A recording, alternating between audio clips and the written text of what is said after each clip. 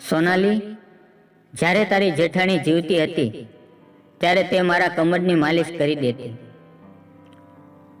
પરંતુ હવે હું એકલો થઈ ગયો છું. હું શું કરું? તેની વાત સાંભળીને મને સારું ન લાગ્યું. મેં કહ્યું, કાંઈ વાંધો નહીં, હું તમારા કમરની માલિશ કરી દઈશ. તમે બિલકુલ ચિંતા ન કરો.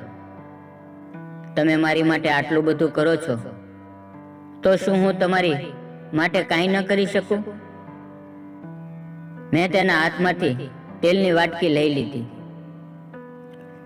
અને હું તેની કમર ઉપર તેલ લગાડવા લાગી. મિત્રો, વાર્તાની અંદર આગળ વધીએ તે પહેલા આપને નમ્ર વિનંતી છે કે ચેનલને સબસ્ક્રાઇબ અને વિડીયોને લાઈક જરૂર કરી દેજો. મારું નામ સોનાલી છે અને મારી ઉંમર 26 વર્ષની છે. હું ખૂબ જ સુંદર છું. મારે 1-2 વર્ષનો બાબો છે. હું તમને આજે જે જણાવી રહી છું તેનાથી તમને ખબર પડશે કે મારા જેઠે મને કેવી રીતે પુત્રનું રતન આપ્યું. આજ હું ખૂબ ખુશ હતી. મારી સાથે જેઠ અને મારા પતિ પણ ખુશ હતા. પરંતુ આ બધું કેમ થયું? મારા પતિને કાંઈ ખબર નથી. હું ગુજરાતમાં એક નાના એવા ગામમાં ગરીબ પરિવારની અંદર જન્મી હતી. મારા પતિ ભાવનગરની અંદર મોટા બિઝનેસમેન હતા. તેના સંબંધી અમારા ગામમાં મારા ઘરની સામે રહેતા હતા. તે જ્યારે પણ ત્યાં આવતા ત્યારે અમારા બંનેની નજર એકબીજા સાથે ટકરાતી અને હું તેના ચક્કરમાં પડી ગઈ. મેં વિચાર્યું કે હું તેની સાથે શહેરમાં જતી રહીશ અને ખૂબ જ ऐश અને મજા કરીશ. મેં તેની સાથે લગ્ન કરી લીધા અને તેની સાથે શહેરમાં આવી ગઈ. તેણે મને પહેલા જણાવ્યું હતું કે હું લાટ કમાઉં છું, મોટું ઘર છે, આમ રહું છું. પણ ત્યાં આવીને મને ખબર પડી કે આવું કંઈ નથી. મને લાગ્યું કે મારી જિંદગી આસાન થઈ જશે, પરંતુ હું તેની સાથે લગ્ન કરીને ફસાઈ ગઈ. લગ્ન પછી હું જાણી ગઈ હતી કે મારા પતિ મને સારી જિંદગી નહીં આપી શકે. લગ્ન થયાને 2 વર્ષ થઈ ગયા, પરંતુ મારે કોઈ બચ્ચું થયું નહીં. મારા પતિ પાસે ઈલાજ કરાવવા માટે પૈસા પણ ન હતા. ખૂબ જ મુશ્કેલીથી 2 વખત જમવાનું મળતું હતું. થોડા દિવસો પછી મારી જેઠાણીનું મૃત્યુ થઈ ગયું, એટલે મારા જેઠ પણ અમારી સાથે રહેવા માટે આવી ગયા. તેણે મારા પતિ સાથે વાત કરી. તેણે કહ્યું કે અમે ઘણી જગ્યાએ બતાવ્યું, પરંતુ બચ્ચું નથી થતું. મારા જેઠે એક ડૉક્ટર સાથે વાત કરી. તે ડૉક્ટરે અમને ચેકઅપ માટે બોલાવ્યા. ડૉક્ટરે થોડા ટેસ્ટ કરવાનું કહ્યું. તેણે મારો અને મારા પતિનો ટેસ્ટ કર્યો. ત્યાં અચાનક મારા પતિને કામ માટે બહાર જવાનું થયું, એટલે તે બહાર જતા રહ્યા. હું મારા જેઠ સાથે રહેવા લાગી. જ્યારે ડૉક્ટરનો રિપોર્ટ આવ્યો ત્યારે ખબર પડી કે તકલીફ મારા પતિમાં છે. મારા પતિ ક્યારેય પિતા નથી બની શકતા. તેની અંદર ખોટ છે. ડૉક્ટરની વાત સાંભળીને મને ચક્કર આવવા લાગ્યા. હું હવે શું કરું? મેં અમારી જાતને લગ્ન કર્યા હતા, એટલા માટે હું કાંઈ કરી શકતી ન હતી. હું ખૂબ જ ટેન્શનમાં રહેવા લાગી. જ્યારે કોઈ મને પૂછતું તો હું કાંઈ બતાવી શકતી નહીં.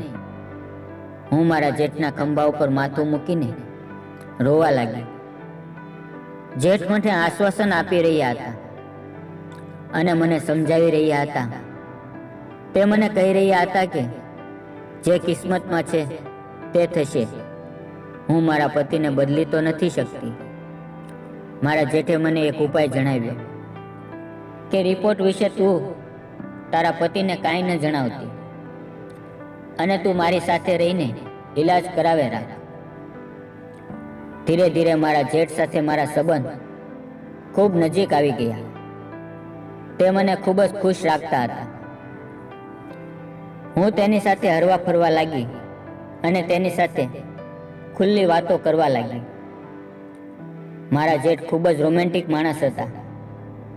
એક દિવસ મારા જેઠની કમરની અંદર ખૂબ જ દર્દ થઈ રહ્યું હતું.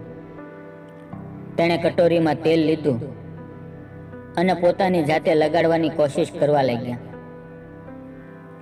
પરંતુ તેનાથી તે થઈ જ ન શક્યું.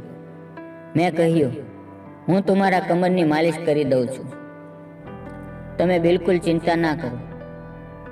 તમે મારી માટે આટલું બધું કરો છો તો શું હું તમારી માટે થોડું કામ નથી કરી શકતી?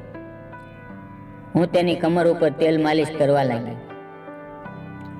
માલિશ કરતા કરતા એવું થયું કે હું તેની આંખથી આંખ મેળવી ન શકી, કારણ કે મારાથી ગલતી થઈ ગઈ હતી.